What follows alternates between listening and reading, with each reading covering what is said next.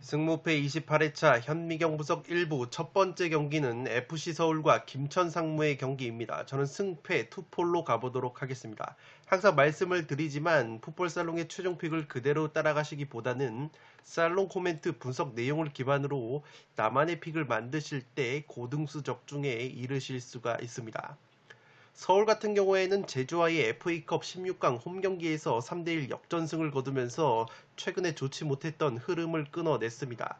확실히 리그 홈경기에서 3승 1무 2패로 원정에서의 1승 4무 3패보다 홈발을 받는 팀이 서울이라는 점을 체크를 해주시기 바랍니다. 지난 3월달에 김천 원정을 떠나서 0대2로 패배를 당했던 서울이기 때문에 이번 경기 반드시 서륙이 필요하다고 보시면 되겠고, 한 가지 걸리는 것은 중앙수비수 이한범 선수가 부상으로 아웃이 됐기 때문에 중앙수비 쪽에 전력 누수가 있습니다. 또한 2선 공격 자원인 한승규 선수 역시 부상 여파로 인해서 출전 여부가 불투명하기 때문에 공수에 걸쳐서 전력 누수가 조금은 있을 것으로 생각이 됩니다.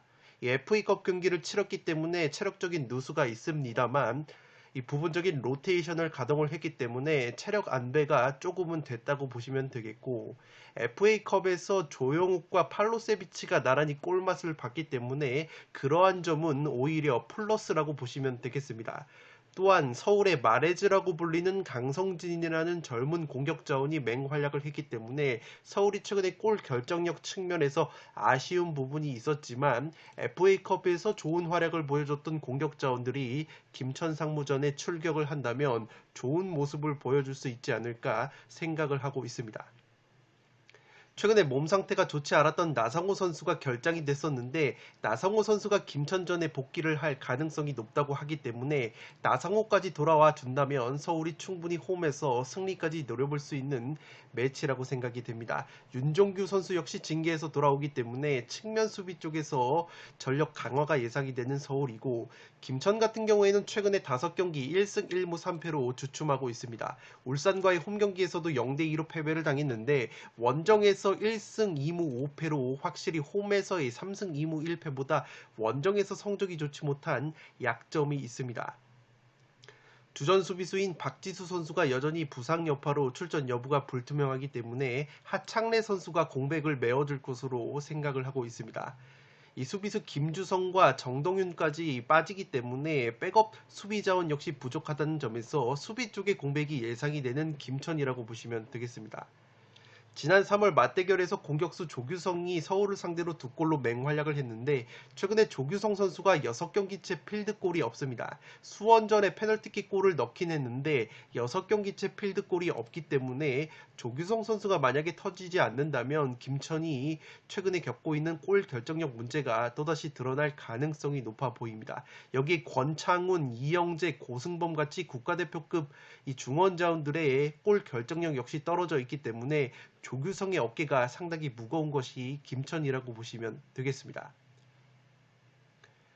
살롱 코멘트에서 정리를 해드리면 양팀 최근에 비슷한 문제점을 가지고 있습니다. 경기 내용 자체는 괜찮지만 최전방 골 결정력 마무리가 좋지 못한 것이 두 팀의 문제점인데, 서울의 경우에는 확실히 공격수의 부재가 있습니다. 최근에 나상호 선수가 빠지면서 공격 마무리가 되지 않았고, 김천 역시 공격수 조규성에게 너무나 의존적인 공격 패턴과 권창훈, 이영재, 고승범 같은 핵심 자원들이 득점력이 떨어지면서 공격 쪽에서 의외로 어려움을 겪고 있는 양팀이라고 보시면 되겠습니다.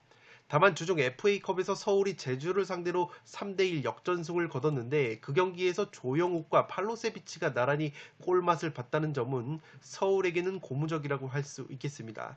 최근에 부상 여파가 있었던 나상호 선수 역시 김천 상무전에 복귀 가능성이 높기 때문에 서울로 근소하게 기우는 매치라고 생각이 되지만, 이 서울의 경우에는 이 수비 쪽에 공백이 있습니다. 이한범 선수가 수비 쪽에 공백이 예상이 되고 있기 때문에 조규성 선수를 막아냄에 있어서 피지컬적으로 서울의 수비가 상당히 고전할 수 있는 경기라고 생각이 됩니다.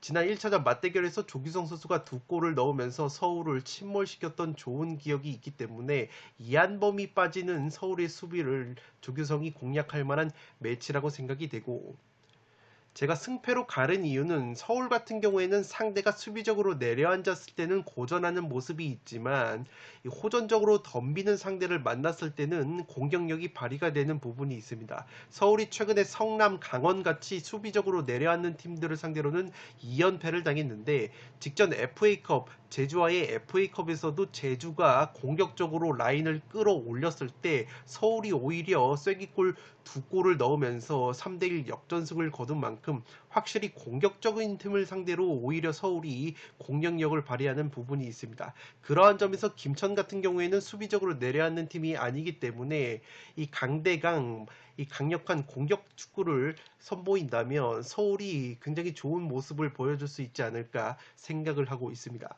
서울의 최대 약점이 올 시즌 전반전 경기력이 좋지 못한데, 홈에서 전반전 성적이 0승 3무 3패로 굉장히 좋지 못한 전반전 경기력을 보여주고 있습니다. 다만 서울에게는 고무적인 것이 김천 상무 같은 경우에는 원정에서 전반전 성적이 2승 1무 5패로 확실히 김천 역시 원정에서 경기력이 떨어지기 때문에 서울이 전반전만 어떻게 비등비등하게 간다면 강점이 있는 후반전에 황인범 선수까지 들어오면서 이 중원과 측면 쪽에서 우위를 가져가면서 좋은 경기를 할 수 있지 않을까 싶습니다. 양팀 모두 최근 리그에서 승리가 없었기 때문에 1승이 절실하다는 점과 양팀의 공격적이고 호전적인 전술 상성이 맞물린다면 승패가 갈리는 흐름이 나오지 않을까 생각이 됩니다. 1번 경기는 승패 투폴로 가보도록 하겠습니다. 두 번째 경기는 후쿠오카와 우라와이 경기인데 단통 무승부로 가보도록 하겠습니다. 폴더스에 여유가 있으신 분들은 우라와이 승리까지 가져가 보실 것을 추천드리도록 하겠습니다.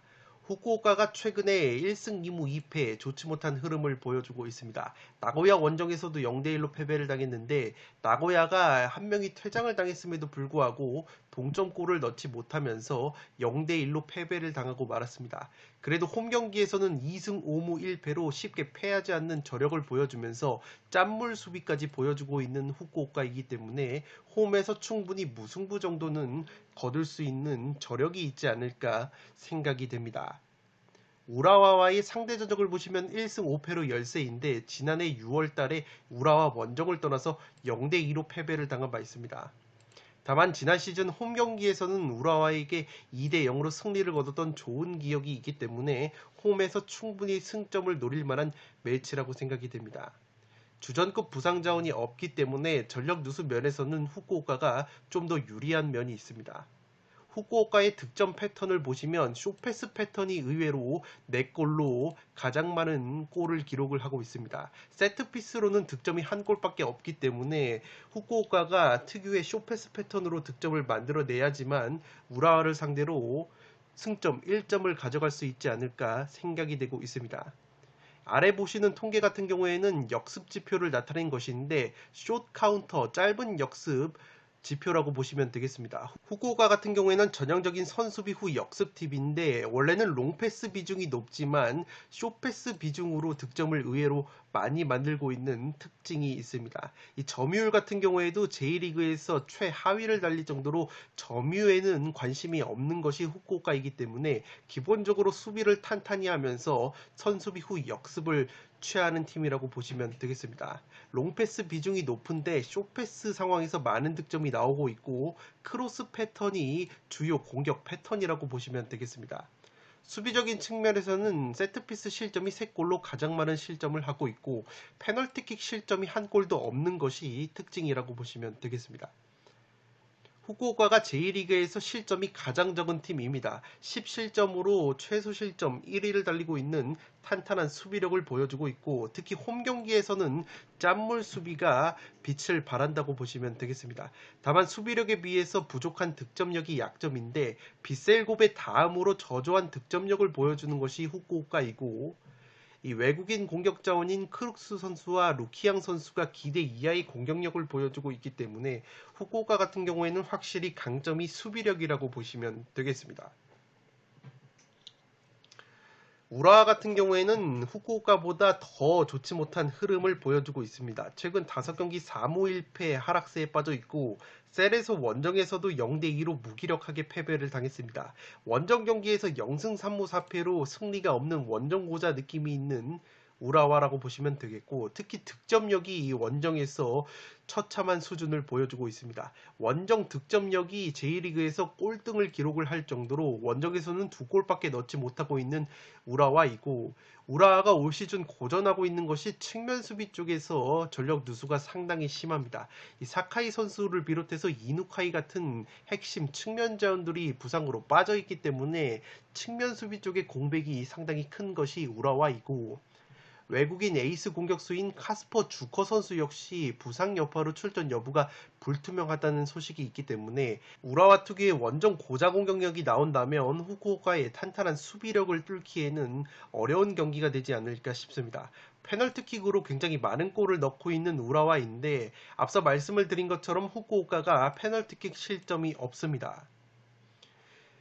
아래 보시는 통계 같은 경우에는 기대 득점을 나타내는 통계인데, 요코마리가 가장 많은 기대 득점과 가장 많은 골을 넣고 있는데, 우라와 같은 경우에는 요코마리 다음으로 기대 득점은 높지만 경기당 한 골밖에 되지 않는 공격력을 보여주고 있습니다. 특히 원정에서 공격력이 나오지 않고 있기 때문에 우라와의 최대 약점이 득점력이라고 보시면 되겠고, 그나마 세트피스로 많은 골을 넣고 있다는 점에서 후쿠오카가 세트피스 실점이 3골로 가장 많은 실점 패턴을 보이고 있다는 부분은 우라와에게 고무적이라고 할 수 있겠습니다. 평균 점유율이 J리그 6위를 달릴 정도로 점유율이 꽤나 높은 것이 우라와인데, 문제는 자기 진영에서의 점유율과 패스가 많기 때문에 영양가가 상당히 떨어진다고 보시면 되겠습니다.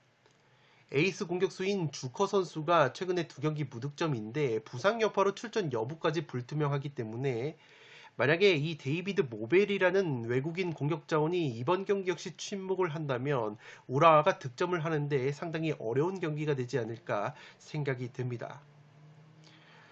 살롱 코멘트에서 정리를 해드리면, 이 경기는 양팀의 최근 떨어지는 경기력과 공격력을 고려하면 저득점 무승부 구미가 가장 당기지 않나 싶습니다. 후쿠오카의 경우에는 J리그에서 최소 실점, 탄탄한 수비를 보여주고 있고, 특히 홈에서 실점이 더 줄어드는 짠물 수비를 보여주기 때문에 원정 득점 꼴찌 우라와의 공격력으로는 후쿠오카의 수비를 뚫기에는 상당히 버겁지 않나 싶습니다. 최근 우라와의 용병 공격 자원들의 골 감각이 그리 좋은 편이 아니고, 무엇보다 측면 풀백 자원들의 부상 이탈로 측면 공격이 원활하지 않은 것이 우라와라고 보시면 되겠습니다. 우라와가 올 시즌 페널티킥 득점이 굉장히 많은데 후쿠오카가 페널티킥 실점이 단 한 골도 없다는 부분도 후쿠오카의 수비가 빛을 발할 가능성이 높아 보입니다.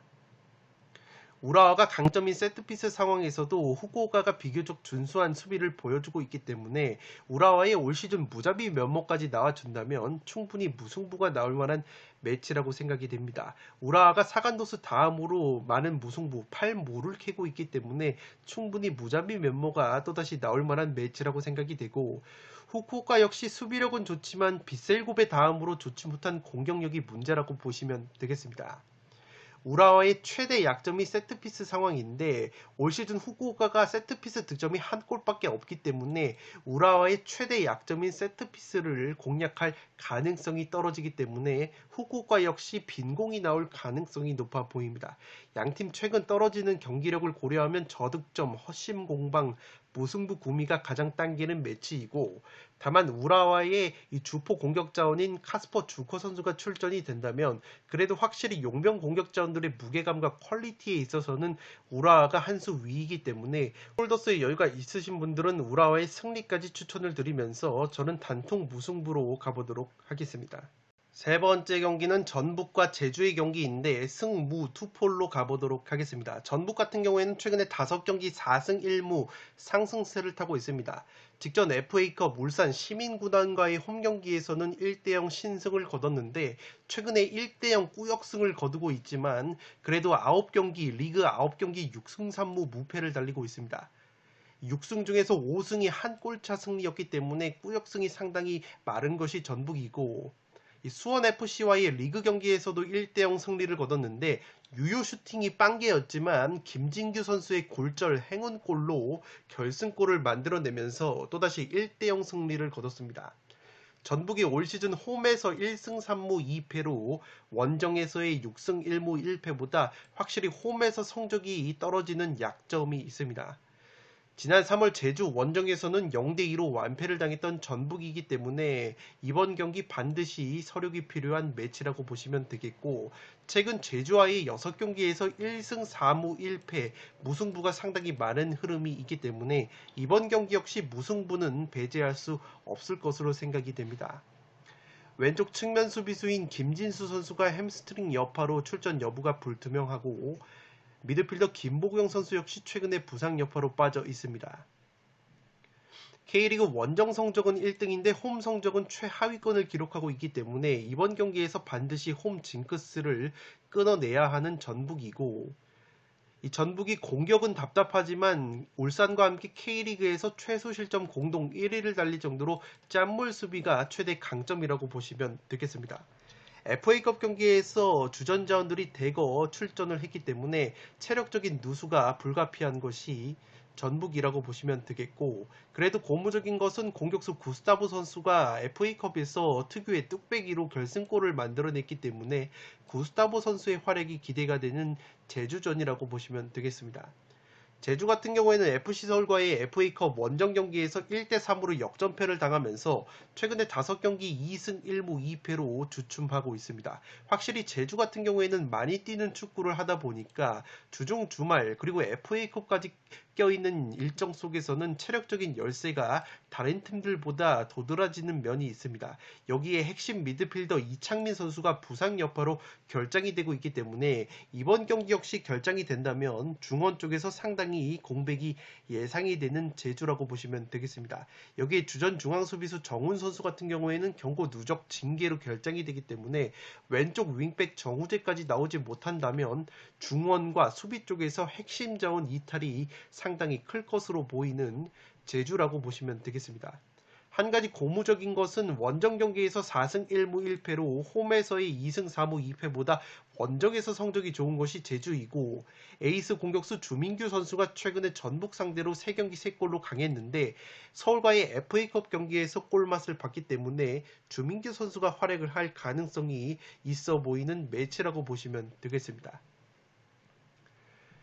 살롱 코멘트에서 정리를 해드리면 이 경기는 전력 누수와 체력적인 부분에서 제주가 고전을 할 것으로 생각이 됩니다. 제주의 경우에는 핵심 미드필더 이창민 선수가 여전히 출전 여부가 불투명하고 주전 중앙 수비수 정훈이 경고 누적 징계로 결정이 됩니다. 여기에 핵심 왼쪽 윙백인 정우재 선수 역시 최근에 부상 여파로 결장이 되고 있기 때문에 수비와 중원 쪽의 공백이 클 것으로 예상이 되는 제주라고 보시면 되겠습니다.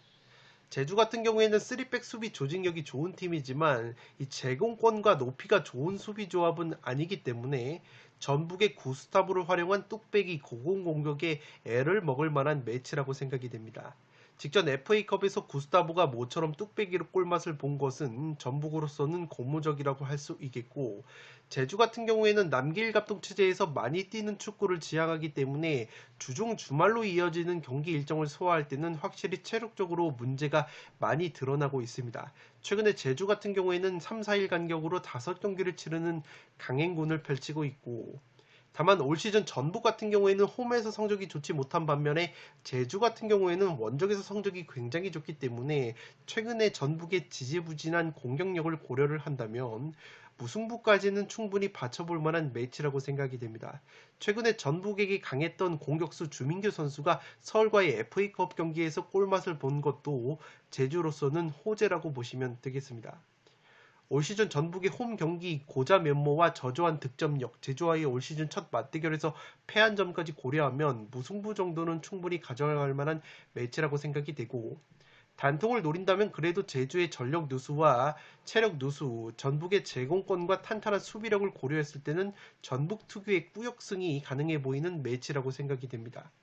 제주 같은 경우에는 원래대로 스타일을 보여준다면 적극적인 압박을 병행할 것으로 보이는데, 오히려 전북의 경우에는 최근에 상대 수비가 내려앉았을 때 답답한 공격을 보여주는 흐름이 있고, 포항처럼 상대가 호전적으로 덤벼들 때 오히려 선수들의 개인 기량으로 압박을 벗겨내면서 오히려 공격적으로 시원한 흐름을 만들었던 부분이 있기 때문에 오히려 제주가 무리해서 압박을 건다면 전북이 의외로 득점을 하는데 어려움이 없을 수 있는 매치가 되지 않을까 싶습니다.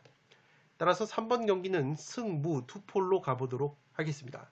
네 번째 경기는 수원FC와 울산의 경기인데 수원FC의 단통 패배로 가보도록 하겠습니다. 수원FC가 최근 5경기 2무 3패 하락세에 빠져 있습니다. 전북과의 홈경기에서 0대1로 아쉽게 패배를 당했는데 5-4-1 포메이션에서 탄탄한 수비를 보여줬지만 후반에 막판 골절골이 들어가면서 아쉽게 패배를 당하고 말았습니다. 홈경기에서 득점력은 늘어나지만 수비력이 떨어지는 약점이 있는 것이 수원이고 올 시즌 K리그에서 성남과 함께 실점이 가장 많은 것이 수원FC이기 때문에 최근에 좋은 공격력을 보여주고 있는 울산의 맹공을 막아내기에는 수비적으로 상당히 어려운 매치가 되지 않을까 싶습니다.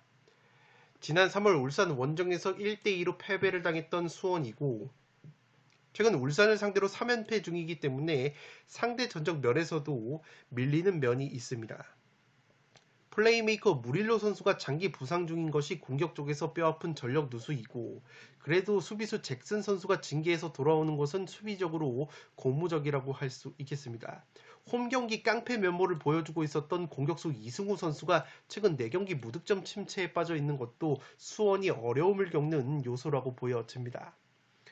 직전 전북전에서 아쉽게 골절골로 실점을 했다고 말씀을 드렸는데 그래도 5-4-1 포메이션에서 최근에 수비 조직력이 살아나고 있는 수원FC이기 때문에 울산을 상대로도 특유의 5-4-1 포메이션을 들고 나올 가능성이 높아 보입니다.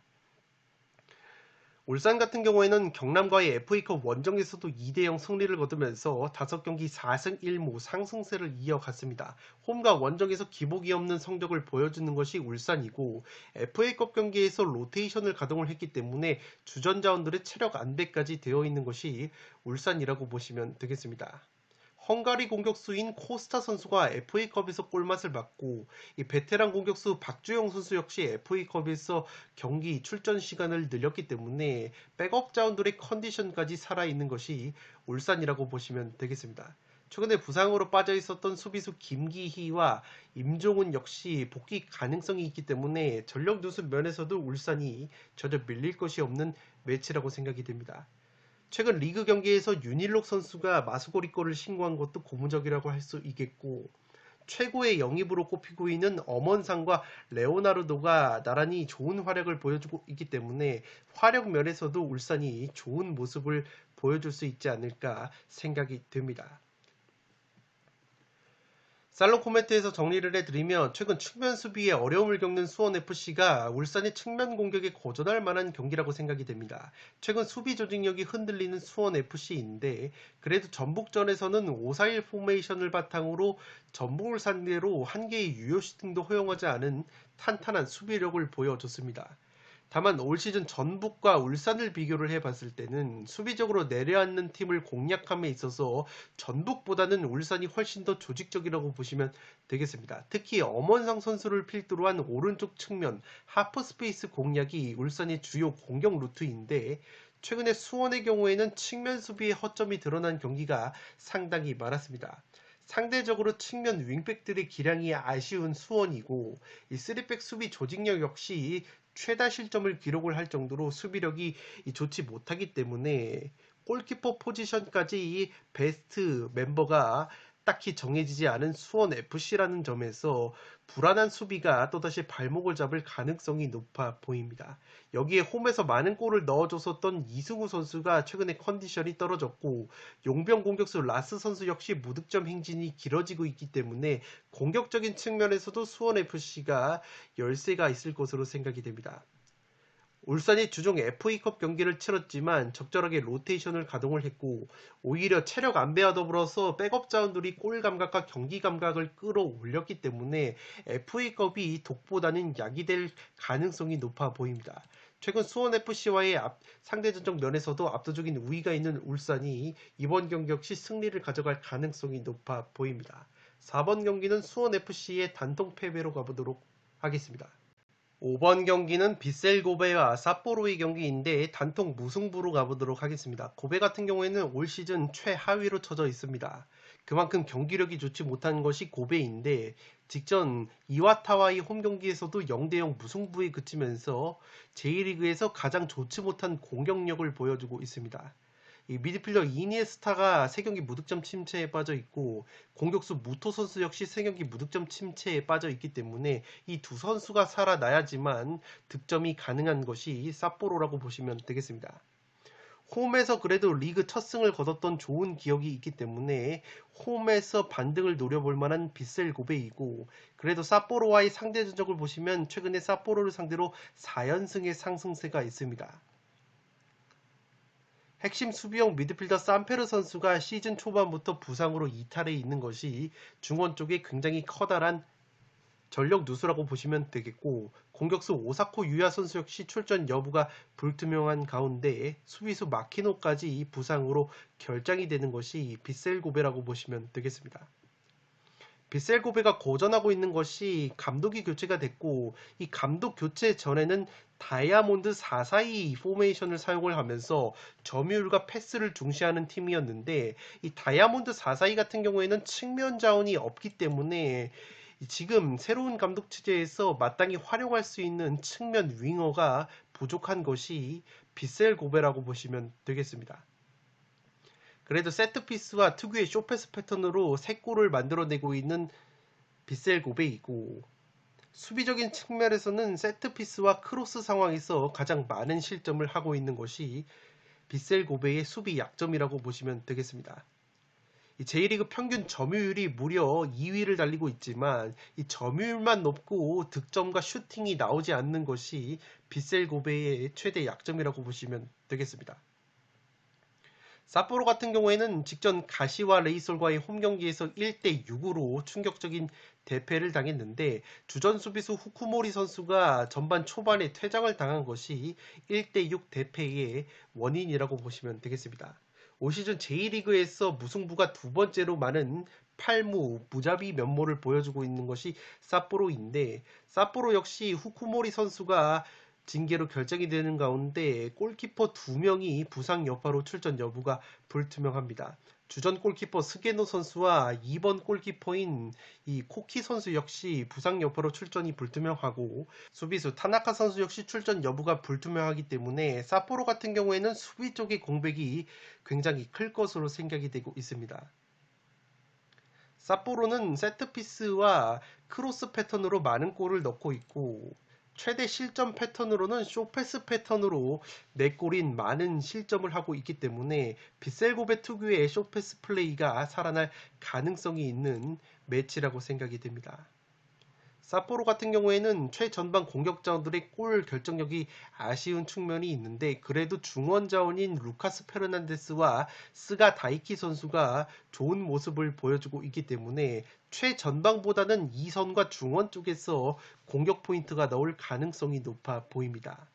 기대 득점이 J리그 전체 3위를 달리고 있지만 삿포로 역시 한 경기에서 한 골이 채 되지 않는 평균 득점력을 보여주고 있기 때문에 기대 이하의 공격력이 최대의 약점이라고 보시면 되겠습니다. 직전 가시화전에서 실점을 6골이나 했기 때문에 J리그 최다 실점 2위로 올라간 수비력이라고 보시면 되겠고, J리그에서 평균 점유율이 4위이기 때문에 빗셀 고베 못지않은 점유 축구를 하고 있다고 보시면 되겠습니다. 살롱 코멘트에서 정리를 해드리면 양팀 모두 점유율 축구를 지향을 하지만 차이가 좀 있습니다. 빗셀 고베의 경우에는 측면 크로스 공격을 선호하지 않는 반면에 삿포로는 측면에서 크로스를 적극적으로 활용을 하는 팀이라는 것을 체크를 해주시기 바랍니다. 이 공격수들의 개인 드리블 돌파 시도가 많은 것도 삿포로의 특징이라고 보시면 되겠는데, 양팀 모두에게 승리 가능성이 있어 보이는 것이 고베의 강점이 제가 쇼패스, 짧은 패스 플레이라고 말씀을 드렸는데, 삿포로가 쇼패스 패턴으로 가장 많은 실점을 하고 있고, 고베 같은 경우에도 삿포로의 강점이라고 볼 수 있는 세트피스와 크로스 패턴으로 많은 실점을 하고 있기 때문에 양팀 모두에게 승점 획득 가능성이 있어 보입니다. 양팀 비슷한 수비력과 높은 점유율 공통점이 있고 삿포로의 무자비 면모까지 고려한다면 무승부도 보이는 매치라고 생각이 됩니다. 최근 고베가 삿포로에게 압도적인 상대 전적의 우위가 있고 삿포로가 수비와 골키퍼 쪽에 공백이 있는 것을 고려하면 제 아무리 고베가 골 결정력에 올 시즌 문제가 심하다고는 해도 득점을 충분히 노려볼 만한 매치라고 생각이 됩니다. 개인적으로 승부패가 모두 보이는 경기라고 생각이 되지만 하나만 찍으라면 단통 무승부가 구미가 당기는 매치라고 보시면 되겠습니다. 5번 경기는 단통 무승부로 가보도록 하겠습니다. 6번 경기는 교토상가와 가와사키의 경기인데 교토의 단통 패배로 가보도록 하겠습니다. 독식을 노려보실 분들은 무승부 정도까지 받쳐보실 것을 추천드리도록 하겠습니다. 교토가 요코마리 원정에서 0대2로 패배를 당하면서 1승 1무 3패에 좋지 못한 흐름을 이어가고 있습니다. 그래도 홈과 원정에서 기복이 없는 성적을 보여주는 곳이 교토인데 가와사키와의 상대 전적은 2015년 맞대결이 마지막 대결이기 때문에 크게 의미는 없을 것으로 생각이 됩니다. 주전급 부상 자원이 없기 때문에 최상의 전력을 가동할 수 있는 교토상과이고 크로스 패턴과 세트피스로 가장 많은 골을 넣고 있기 때문에 교토상가가 가와사키의 측면을 공략해야지 득점을 할 가능성을 높일 것으로 생각이 됩니다. 최근 컵대회 승리를 제외하고 리그 경기에서 2무 4패 하락세에 빠져 있는데 에이스 용병 공격수인 피터 우타카라는 선수가 올 시즌 리그에서 8골을 넣어줬지만 최근에는 4경기 무득점 침체에 빠져 있기 때문에 우타카 선수가 살아나는 것이 관건으로 보여집니다. 평균 점유율이 14위이기 때문에 교토상가 역시 공격적인 축구보다는 선수비 후 역습 위주의 전술을 보여주는 팀이라고 보시면 되겠습니다. 가와사키 같은 경우에는 직전 쇼난과의 홈경기에서 충격적인 0대4 완패를 당했습니다. 최근 주전으로 나섰던 선수들 중에서 결장자는 없기 때문에 이번 경기 반드시 승리가 필요한 것이 가와사키이고 징계로 결장이 됐었던 핵심 수비수 타니구치 쇼고 선수가 이번 경기 복귀가 되기 때문에 쇼난전에서 나왔던 수비 호러쇼는 나오지 않을 가능성이 높아 보입니다. 가와사키가 확실히 올 시즌 화력이 떨어져 있는데 에이스 공격수인 다미양 선수가 최근 5경기 무득점 침체에 빠져 있고 마르시뉴라는 용병 공격자원 역시 4경기 무득점 침체에 빠져 있기 때문에 가와사키가 자랑하는 용병 자원들의 화력이 떨어져 있다는 것을 체크를 해 주시기 바랍니다. 가와사키 같은 경우에는 원래 오픈 플레이 상황에서 많은 골을 넣는 팀인데 올 시즌 가장 많은 득점이 세트피스에서 나오고 있다는 점도 가와사키가 예전만 못한 화력을 보여주고 있다는 것을 확인을 해 주시기 바랍니다. 살롱 코멘트에서 정리를 해드리면 이 경기는 액면가로는 여전히 가와사키의 승리가 유력해 보이지만 가와사키가 직전 쇼난전에서 0대4로 대패한 것을 떠올릴 만한 매치라고 생각이 됩니다. 우선 쇼난과 교토상가가 비슷한 점이 이 두 팀 모두 점유율에는 관심이 없는 팀이고 무엇보다 역습을 추구함에 있어서 역습 수치가 비슷하게 나오고 있습니다. 직전 가와사키를 4대 0으로 완파했던 쇼난과 교토상가가 플레이 스타일 면에서 특히 역습적인 측면에서 보면은 비슷한 수준의 역습 공격을 감행을 하고 있고 실제 쇼난 같은 경우에는 가와사키를 상대로 세트피스와 측면 공격 그리고 빠른 역습을 통해서 4골을 만들어냈기 때문에 교토상가 같은 경우에도 쇼난 못지않은 크로스 세트피스 득점을 보여주는 팀이고 오히려 최전방 골 결정력 측면에서는 외국인 공격수 우타카가 있는 교토상가가 쇼난보다 뛰어난 면이 있기 때문에 가와사키가 또다시 측면과 역습 상황에서 약점을 드러낸다면 쇼난전 대패를 당했던 것처럼 교토상가에게도 굉장히 고전을 할 수도 있는 매치라고 생각이 됩니다. 다만 가와사키의 핵심 수비수 타니구치 쇼고 선수가 징계에서 돌아오고 교토 같은 경우에는 최근에 경기력과 수비력이 떨어져 있는 데다가 무엇보다 가와사키의 최대 강점이 짧은 쇼패스 패턴인데 교토상가가 쇼패스 패턴으로 굉장히 많은 실점을 하고 있다는 부분에서 가와사키 특유의 패스 플레이가 살아날 가능성이 높아 보입니다. 교토의 외국인 공격수 우타카가 최근 골 감각이 떨어져 있는 것도 가와사키로 근소하게 기우는 요소라고 생각이 됩니다. 6번 경기는 교토의 단통 패배로 가는데 폴더스의 여유가 있으신 분들은 무승부 정도의 이변까지 노려보시기 바랍니다. 1부 마지막 경기는 도쿄와 가시마의 경기인데 FC 도쿄의 단통 패배로 가보도록 하겠습니다. 폴더스의 여유가 있으신 분들은 무승부까지 받쳐보실 것을 추천드리도록 하겠습니다. 도쿄가 시미즈 원정에서 3대0 완승을 거두면서 분위기 반전에 성공을 했습니다. 확실히 올 시즌 홈에서 3승 3무 1패, 평균 실점이 0.43골로 홈에서 짠물 수비를 보여주는 도쿄이고, 올 시즌 J리그에서 무실점 경기가 8번으로 공동 2위를 달릴 정도로 좋은 수비력을 보여주고 있는 것이 이 도쿄라고 보시면 되겠습니다. 다만 가시마와의 상대 조적을 보시면 최근 1무 4패로 굉장히 열세인 부분이 있고, 외국인 공격수 레안드로 선수가 부상으로 빠져있기 때문에 도쿄가 공격 쪽에서는 원활한 작업이 이루어지지 않고 있습니다. 브라질 용병 아다일톤 선수가 5경기 2골을 넣어주면서 제 몫을 해주고 있지만, 디에고 올리베이라 같은 경우에는 8경기 무득점 침체에 빠져 있기 때문에 레안드로 선수가 나오지 못하는 상황에서 또다시 아다일톤 선수의 어깨가 상당히 무거울 것으로 생각이 됩니다. 그래도 왼쪽 풀백 오가와 선수가 시미즈전에서 2골을 넣어준 것은 측면 공격에 있어서 고무적이라고 할 수 있겠습니다. 올 시즌 득점력이 굉장히 떨어지는 도쿄인데 크로스와 세트피스에서 그나마 3골씩 넣어주고 있고, 실점적인 측면에서는 크로스 패턴으로 가장 많은 실점을 하고 있다고 보시면 되겠습니다. J리그 평균 점유율이 7위인 도쿄이고, 가시마 같은 경우에는 오히려 점유율은 도쿄보다 떨어지는 면이 있지만 요코마리 다음으로 좋은 공격력을 보여주고 있습니다. 사간도스와의 홈경기에서는 4대4 난타전 끝에 무승부를 거뒀는데 올 시즌 홈과 원정에서 기복이 없는 성적을 보여주고 있습니다. 공격 에이스인 우에다 아야세 선수가 9골로 맹활약하고 있고, 스즈키 유마 같은 경우에는 6골 7도움으로 플레이메이커 역할을 제대로 해주고 있기 때문에 확실히 활약 면에서는 우에다와 스즈키가 있는 가시마가 한 수 위라고 보시면 되겠습니다. 용병 자원인 아르투르 카이키 역시 3경기에서 2개의 골과 2개의 어시스트를 기록을 하면서 활약적으로 보탬이 되고 있습니다.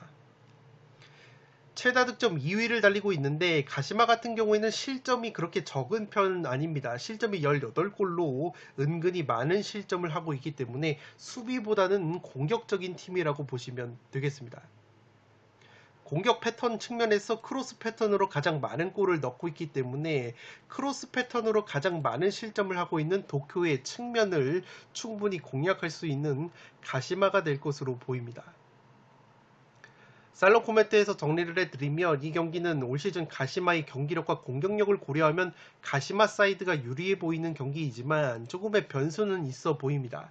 도쿄가 공격력은 기대 이하이지만 수비력이 나쁘지가 않습니다. 특히 무실점 경기가 J리그에서 2번째로 많은 팀이고, 홈에서만큼은 짠물 수비가 상승하는 면이 있습니다.